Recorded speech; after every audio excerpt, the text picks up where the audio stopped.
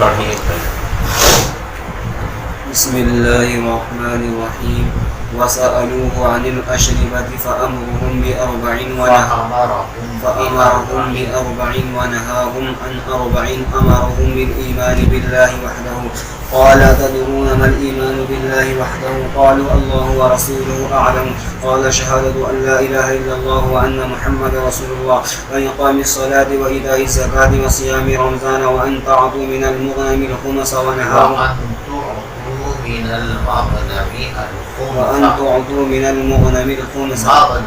من المغنم الخمس ونهاهم عن أربع عن الحنتم والدباء والنقير والمزفة وقال احفظوهن واخبروا بهن من وراءكم متفق عليه ولفظه للبخاري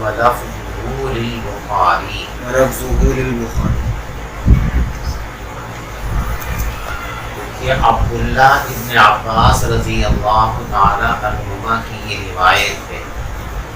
وہ فرما رہے ہیں کہ عبد القیس کا وفد حضور پاک صلی اللہ علیہ وسلم کی خدمت میں حاضر ہوا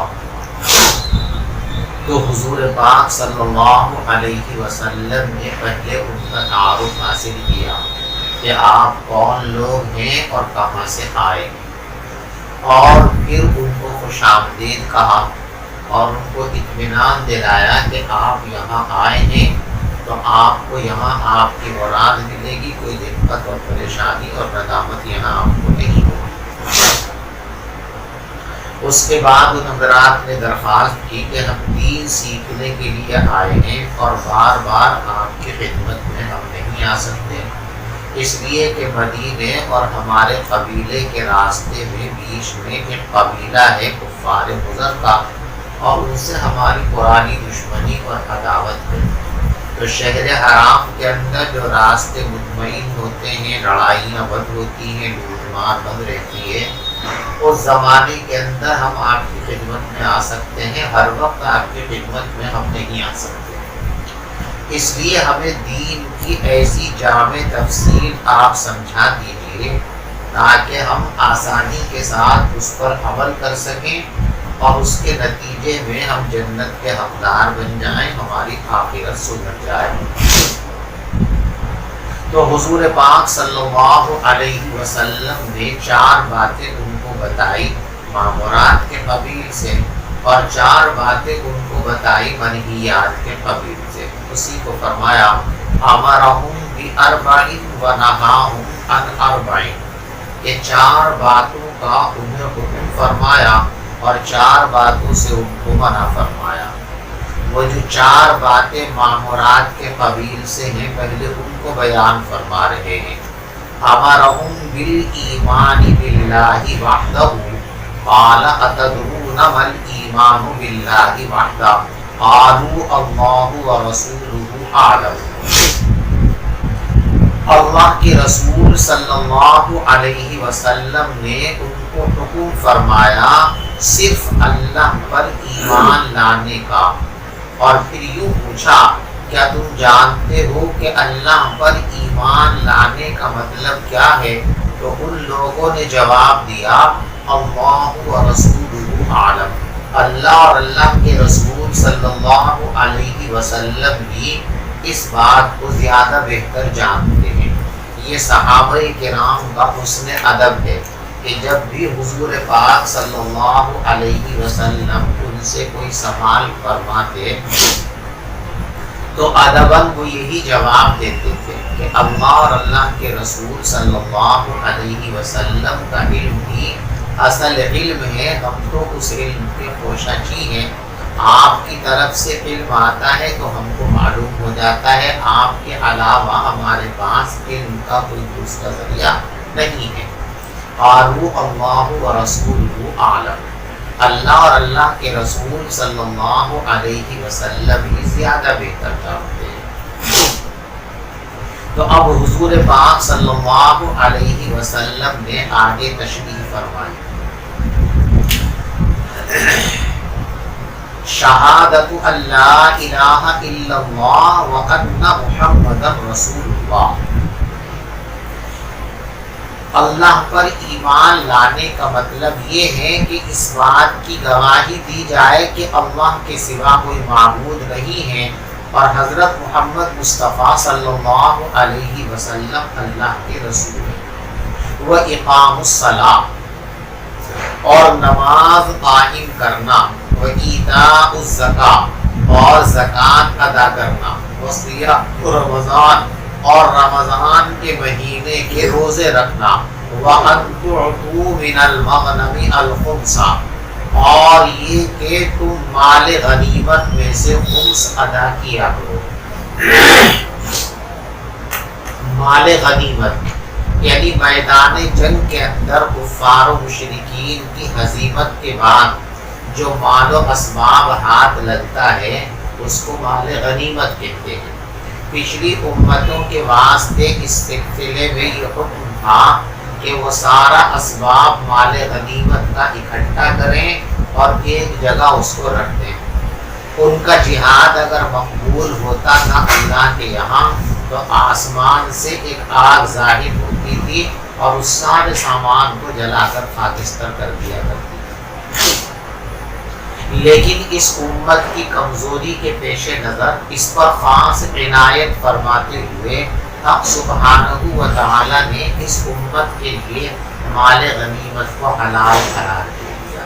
البتہ اس میں یہ شرط لگا دی کہ سارا کا سارا مال غنیمت جو ہے وہ مجاہدین کا نہیں ہے، بلکہ صرف اس میں سے کچھ حصہ قومی ضرورتوں کے لیے، غرباء اور مساکین کی مدد کے لیے، انتظام مملکت کے انتظام کے لیے بھی اس میں سے کچھ مختص ہے۔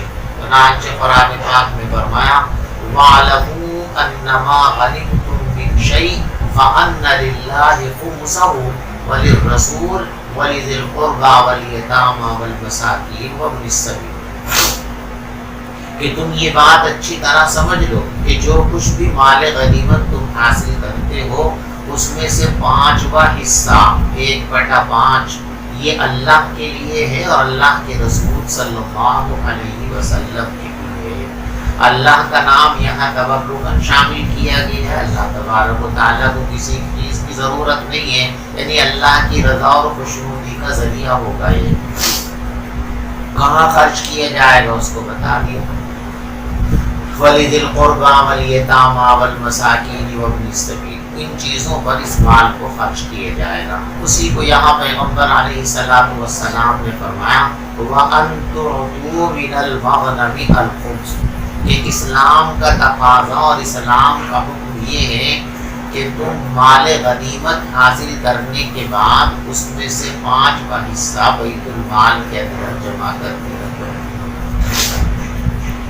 دیکھو یہاں یہ کہا گیا تھا تمہید میں امرہم بِأَرْبَعٍ کہ حضور پاک صلی اللہ علیہ وسلم نے ان کو 4 باتوں کا حکم فرمایا، لیکن یہاں آپ گنتی کریں تو 4 نہیں ہیں۔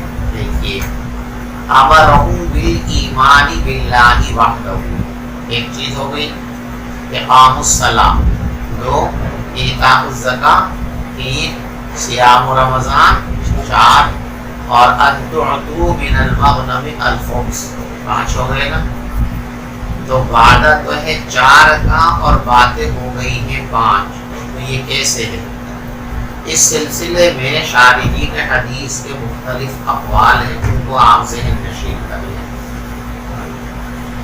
بعض حضرات کی رائے تو یہ ہے کہ اس حدیث پاک میں یہاں صرف ایک ہی چیز کا بیان ہے اور وہ ہے الایمان باللہ وحدہ، 4 باتیں جن کا وعدہ نبی پاک صلی اللہ علیہ وسلم نے ان سے بیان کرنے کا فرمایا تھا، اور جو 4 باتیں ارشاد فرمائی تھی ان 4 میں سے یہاں ایک ہی بات کا ذکر ہے اور وہ ہے الایمان باللہ وحدہ، اللہ پر ایمان لانا۔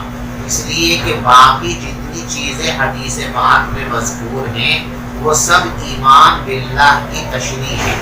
آپ نے فرمایا الایمان باللہ وحدہ کہ پہلی بات یہ ہے کہ اللہ پر ایمان لائیں، اور پھر آپ نے پوچھا کہ آپ جانتے ہو کہ اللہ پر ایمان لانے کا مطلب کیا ہے؟ تو پیغمبر علیہ السلام کے سوال کو سننے کے بعد صحابہ کرام نے عرض کیا کہ ہم کو تو معلوم نہیں، اللہ اور اللہ کے رسول ہی بہتر جانتے ہیں۔ تو آپ نے تشریح فرمائی شہادت ان لا الہ الا اللہ و اقام الصلاۃ و ایتاء الزکاۃ و صیام رمضان وان تعطوا من المغنم الخمس۔ تو یہاں صرف ایک ہی چیز کا بیان ہے، چاروں چیزوں کا بیان نہیں ہے۔ تو جب بات چار کی تھی تو باقی باتیں کہاں چلی گئی؟ اس کا جواب یہ دیا ان حضرات نے کہ حضور پاک صلی اللہ علیہ وسلم نے چار ہی باتیں بیان فرمائی تھی، لیکن راوی نے یہاں اختصاراً صرف ایک کا بیان کیا ہے، بقیہ چیزوں کا بیان نہیں کیا، یا راوی کو یہ حدیث بیان کرتے وقت بقیہ چیزوں کا استحضار نہیں رہا، اس لیے بقیہ چیزوں کو بیان نہیں کیا۔ تو امور اربعہ جو ان کے سامنے بیان کیے گئے تھے، ان امور اربعہ میں سے یہاں صرف ایک چیز کا بیان ہے، الایمان باللہ وحدہ، اللہ پر ایمان لانا، اور آگے اس کی تشریحات ہے، باقی تین امور کا تذکرہ روایت کے اندر نہیں ہے۔ اور بعض حضرات فرماتے ہیں کہ نہیں، وہ جو امور اربعہ جن کا وعدہ کیا گیا تھا وہ امور اربعہ یہاں پر موجود ہیں، اب آپ ان کو گنیے۔ شہادت اللہ الہ الا اللہ ایک عمل ہوا، اقام الصلاۃ دوسرا عمل ہوا، ایتاء الزکاۃ تیسرا عمل ہوا، اور صیام رمضان چوتھا عمل ہوا۔ اب یہ سوال کہ پھر یہ پانچواں کہاں سے آ گیا؟ تو یہ دراصل حضور پاک صلی اللہ علیہ وسلم نے ان سے جو وعدہ کیا تھا چار باتیں بیان کرنے کا، باتیں بتاتے بتاتے بات میں سے بات نکلتی ہے۔ آدمی ایک بات بتانے کا ارادہ کرتا ہے لیکن اسی وقت کوئی اور مفید بات ذہن میں آ جاتی ہے، حالات کے پیش نظر، مخاطب کے اعمال کے پیش نظر، تو وہ بھی بیان کر دی جاتی ہے۔ تو یہاں بھی حضور پاک صلی اللہ علیہ وسلم نے اصلاً تو یہ چار امور بیان فرمائے، شہادت اللہ الہ الا اللہ، اقامت صلاۃ، ایتاء زکوٰۃ اور صیام رمضان۔ اور جب یہ دیکھا کہ ان حضرات کا واسطہ دشمنوں سے پڑتا رہتا ہے، لامحالہ دشمنوں سے جہاد اور جنگ بھی ہوتی ہے، تو اس میں مال غنیمت بھی آتا ہے، تو اس تقاضے کے پیش نظر حضور پاک صلی اللہ علیہ وسلم نے اضافی طور پر ایک بات اور بتا دی، اور اس میں کوئی حرج کی بات نہیں ہے۔ استاد کہتا ہے کہ بھی دیکھو ایک بات یہاں سمجھنے کی، مثال کے طور پہ وہ سمجھاتے سمجھاتے کوئی اور مفید بات ذہن میں آ جاتی ہے جو طلبہ کے لیے مفید ہوتی ہے، تو اس کو بھی بیان کر دیا جاتا، اس میں کوئی بندش اور پابندی تو نہیں ہے۔ استاد اور معلم کا کام تو زیادہ سے زیادہ امور خیر کو شاگردوں کے سامنے بیان کرنا اور واضح کرنا ہے۔ یہاں بھی حضور پاک صلی اللہ علیہ وسلم نے چار باتیں بیان کرنے کا ارادہ فرمایا تھا، اور بیان کرتے کرتے ایک مفید بات اور ذہن میں آ گئی، اس کو بھی حضور پاک صلی اللہ علیہ وسلم نے بیان فرما دیا۔ اس طرح یہ پانچ باتیں ہو گئی یہاں پر، اور کوئی حرج کی بات نہیں ہے۔ آج سمجھے؟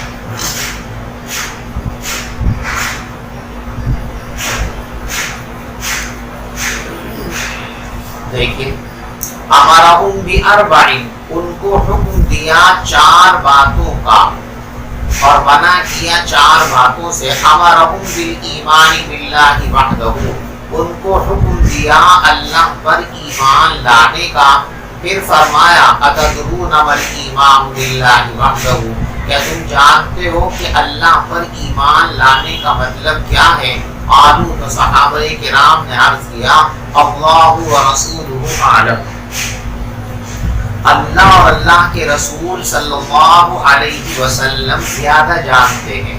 تو فرمایا شہادت اللہ الہ الا اللہ، اس بات کی گواہی دینا کہ اللہ کے سوا کوئی معبود نہیں ہے، اور حضرت محمد مصطفیٰ صلی اللہ علیہ وسلم اللہ کے رسول ہیں، اور نمازوں کو قائم کرنا، اور زکوٰۃ ادا کرنا، اور رمضان کے روزے رکھنا، اور یہ کہ تم مال غنیمت میں سے 5واں حصہ بیت المال کو دیا کرو۔ دیکھو یہاں پر حج کا تذکرہ نہیں ہے، اس کی وجہ یہ ہے کہ حج اس زمانے کے اندر فرض نہیں ہوا تھا، اس لیے اس کو بیان نہیں کیا۔ وَنَهَاهُمْ عَنْ أَرْبَعٍ، اور حضور پاک صلی اللہ علیہ وسلم نے ان کو منع فرمایا 4 باتوں سے، 4 چیزوں سے۔ عَنِ الْحَنْتُمْ، ایک تو حنتم سے منع فرمایا۔ حنتم کے معنی آتے ہیں روغنی ہنڈیا۔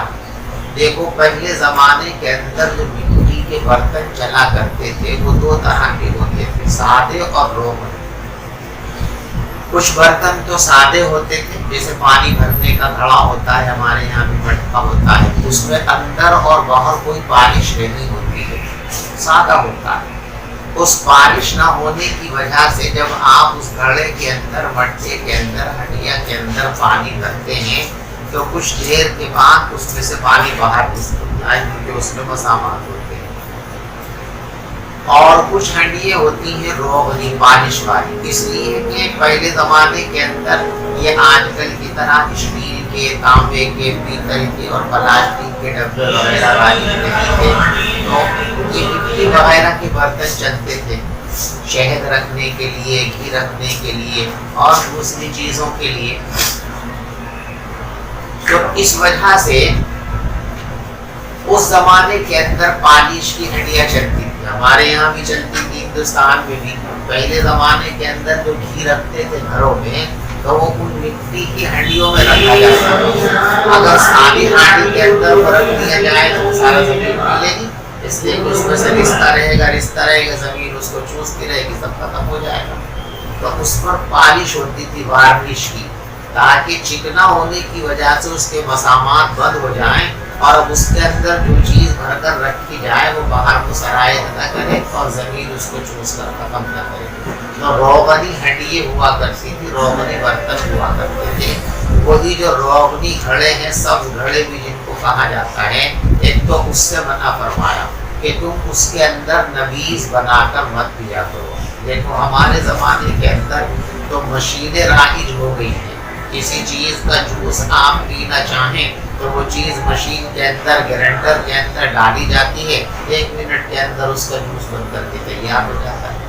پہلے زمانے کے اندر یہ سہولیات دستیاب نہیں، تو لوگ جن چیزوں کا جوس پینا چاہتے تھے اس کا طریقہ یہ کرتے تھے کہ اس چیز کو، اس پھل کو پانی کے اندر ڈال کر کے رکھ دیا کرتے تھے۔ 2 4 5 6 10 گھنٹے وہ پانی میں پڑا رہتا تھا پھل، تو اس کا جو ذائقہ، اس کا مٹھاس، اس کی ساری چیزیں اس میں منتقل ہو جاتی تھی۔ اب وہ بالکل اس کا جو پھوکٹ رہ جاتا تھا اس کو پھینک دیا کرتے تھے اور اس پانی کو پی لیا کرتے تھے۔ وہ جو پانی کے اندر پھل کو ڈال کر کے رکھتے تھے اور شربت بناتے تھے اس کو نبیذ کہتے تھے۔ نبیذ کے لفظی معنی ہے ڈالا ہوا، نبذ یبذ نبذن کے معنی ڈالنا، تو نبیذ ڈالی ہوئی چیز، چونکہ اس پانی کے اندر پھل ڈال کر کے چھوڑ دیے جاتے تھے اس لیے اس کو نبیذ کہتے تھے۔ تو اس زمانے کے اندر جو نبیذ اور شربت بناتے تھے لوگ، نبیذ بھی، شربت بھی، اور جو شراب بنتی تھی اس زمانے کے اندر، خمر جس کو اسلام نے حرام قرار دیا گیا، وہ بھی انہی برتنوں کے اندر بنائی جاتی تھی۔ تو حضور پاک صلی اللہ علیہ وسلم نے شراب کی حرمت کا حکم نازل ہو جانے کے بعد ان برتنوں پر بھی بندش لگا دی جو برتن شراب بنانے اور رکھنے میں استعمال کیے جاتے تھے۔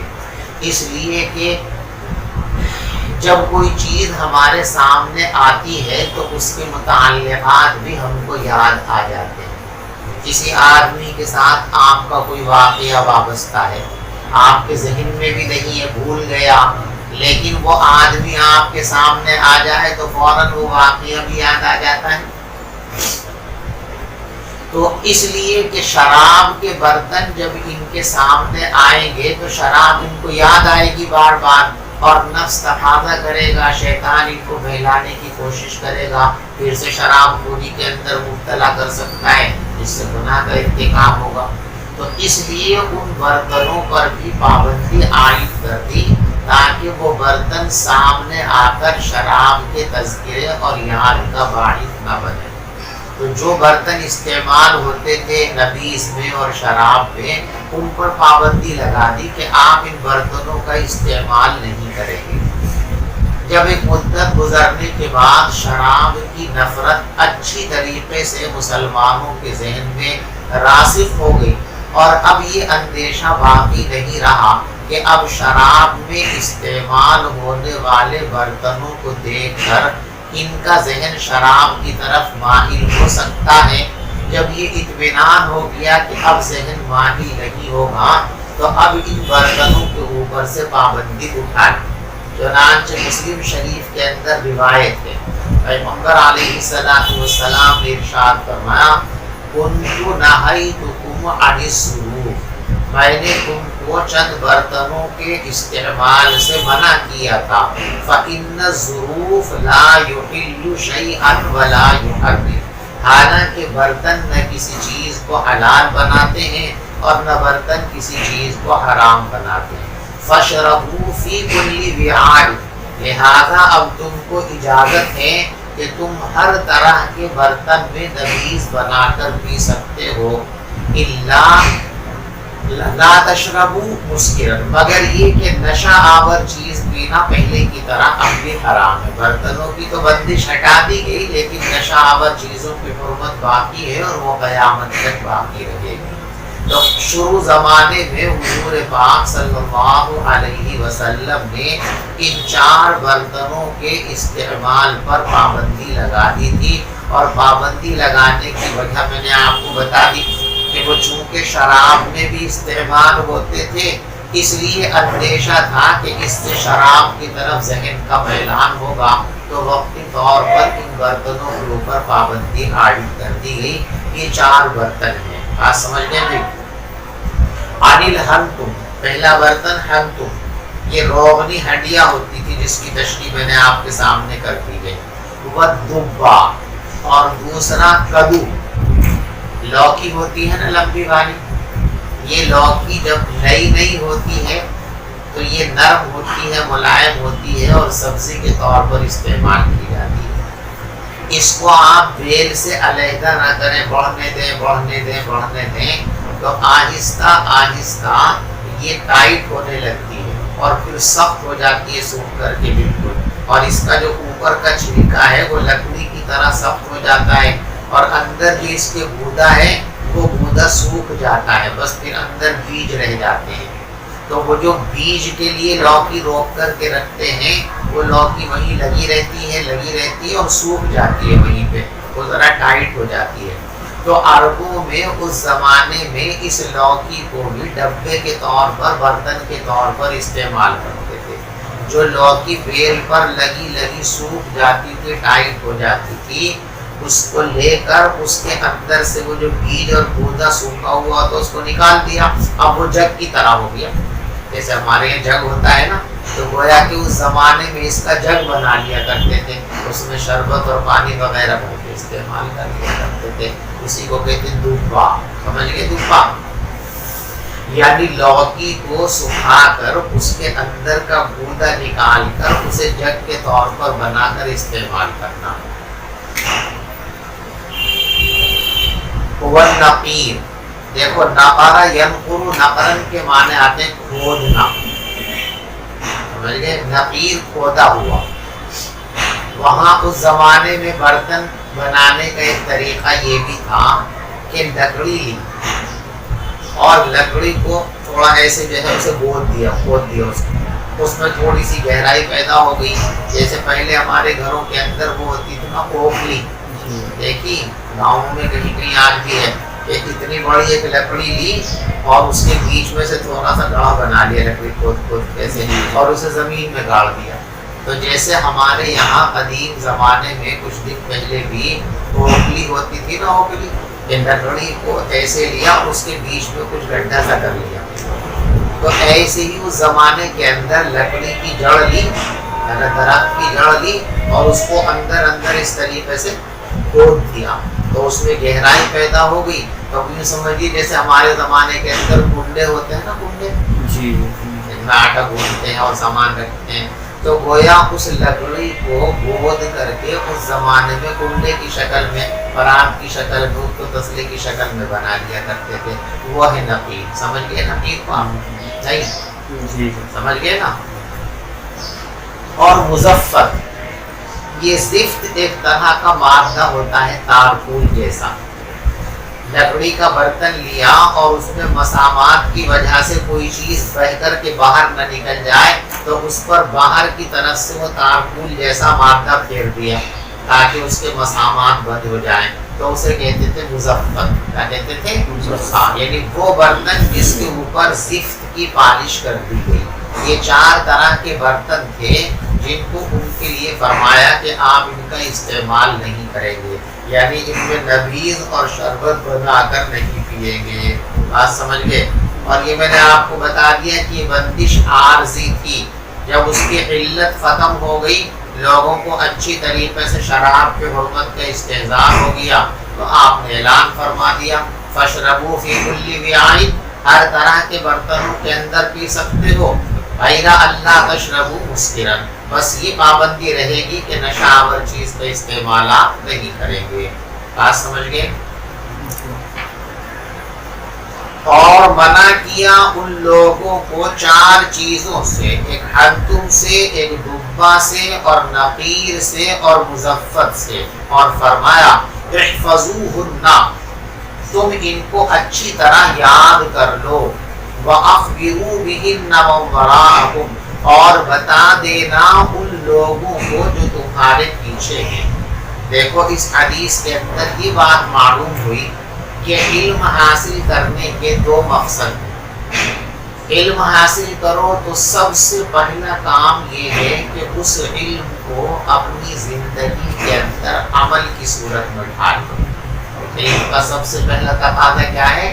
کہ انسان اس کے اوپر خود عمل کرے۔ اللہ ہم سب کو عمل کی توفیق عطا فرمائے۔ اس لیے کہ یہاں فرمایا گیا احفظوہن، ان باتوں کو یاد کر لو، اور یاد کرنے کا مقصد عمل کرنا ہی تو ہے، بلکہ یوں کہیے کہ یاد رکھنے کا ذریعہ بھی عمل ہی ہے۔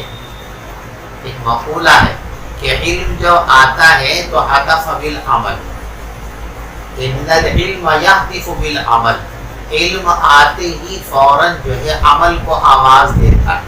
فإن اجاب، اگر علم نے علم کی آواز کو عمل نے سن لیا، یعنی عمل بھی آ گیا، بہت اچھی بات، علم محفوظ ہو گیا۔ وَإِلَّا فَارْتَحَلَ، ورنہ پھر علم رخصت ہو جائے۔ تو یاد رکھنے کا طریقہ ہی یہ ہے کہ انسان علم میں اس کو ڈھال دے۔ حضرت امام احمد بن حنبل رحمۃ اللہ علیہ سے کسی نے پوچھا تھا کہ حضرت اتنی ساری حدیثیں آپ نے کیسے یاد کر لی؟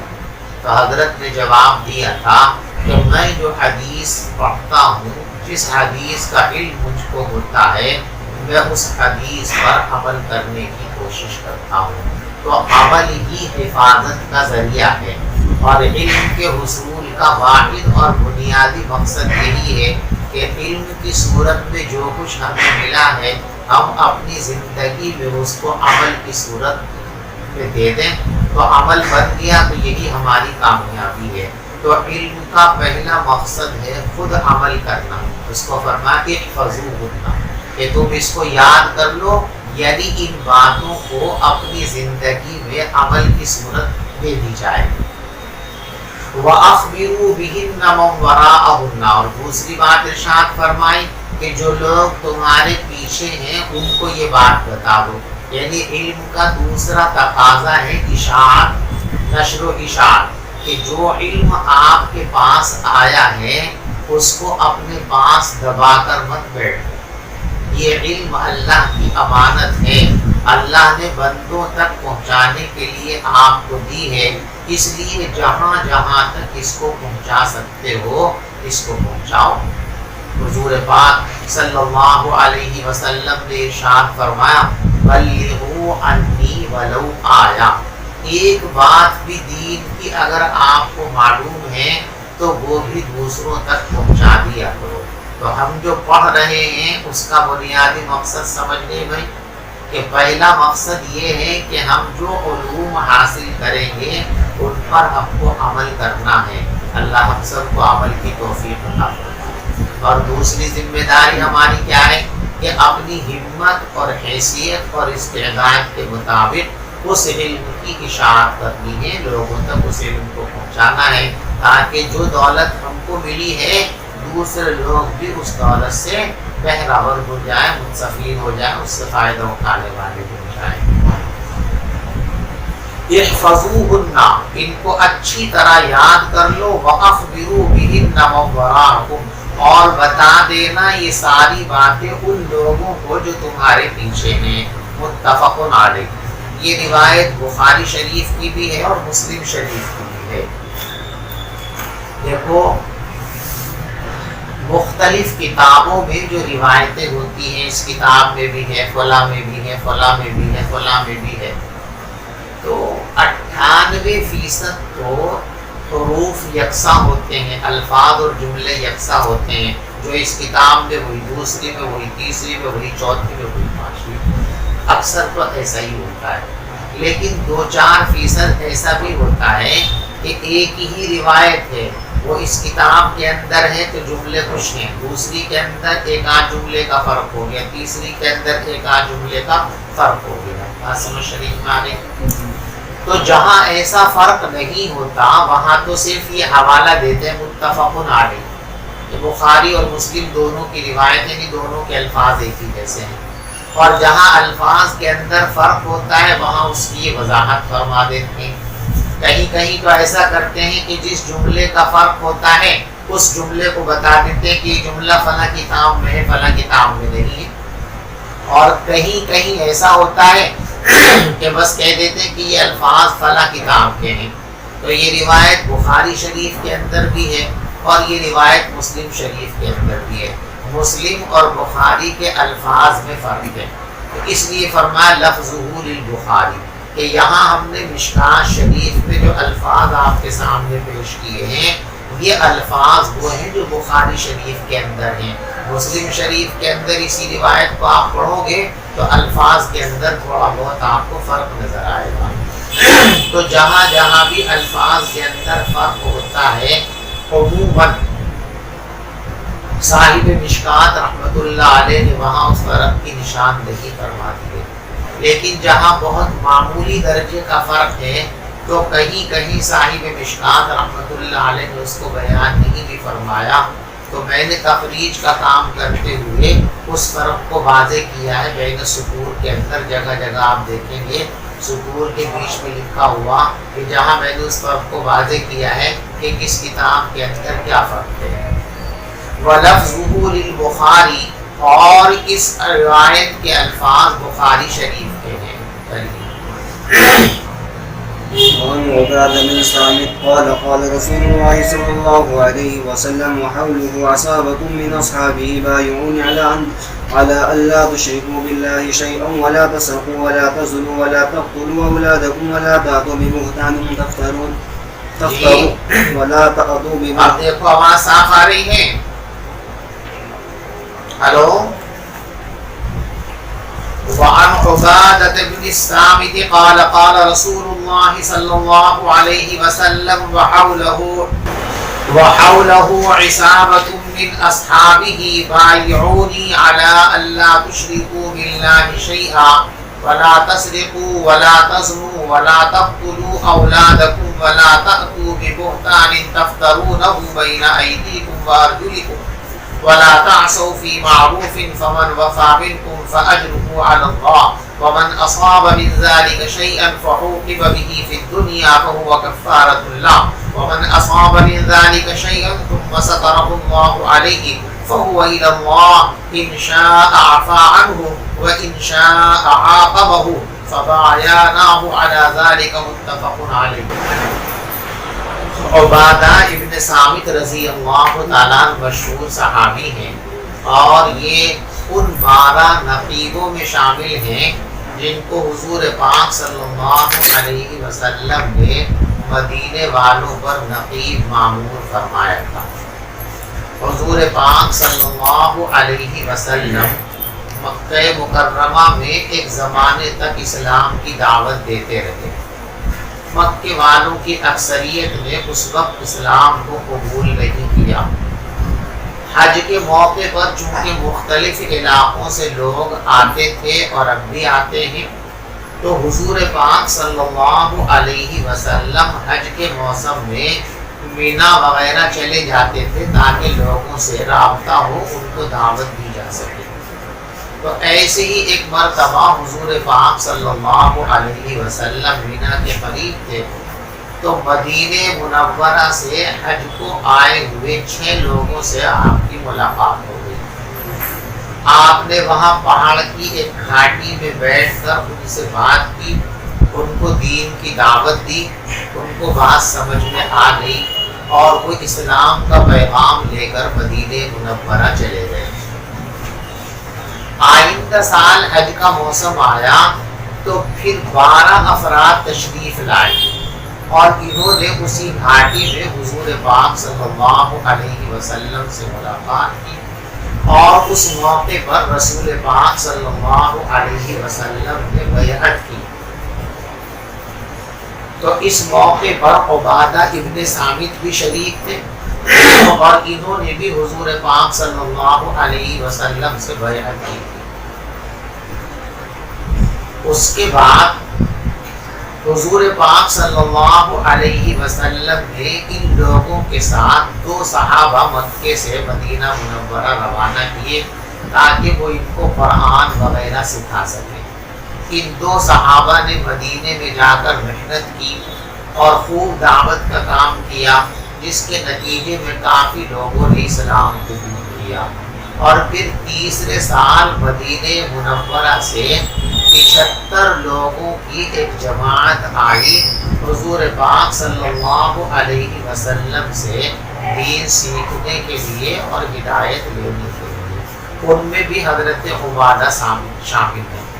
یہاں دوسری مرتبہ بھی پیغمبر علیہ السلام نے ان سے بیعت لی اور پھر فرمایا کہ جس طرح موسیٰ علیہ السلام کے قوم میں 12 نقیب بنائے گئے تھے، میں بھی حضرت جبرائیل علیہ السلام کے مشورے سے تم لوگوں میں سے 12 نقیب متعین کر رہا ہوں۔ اس موقع پر 12 نقیب بنائے تھے، قوم کے ذمہ دار بنائے تھے۔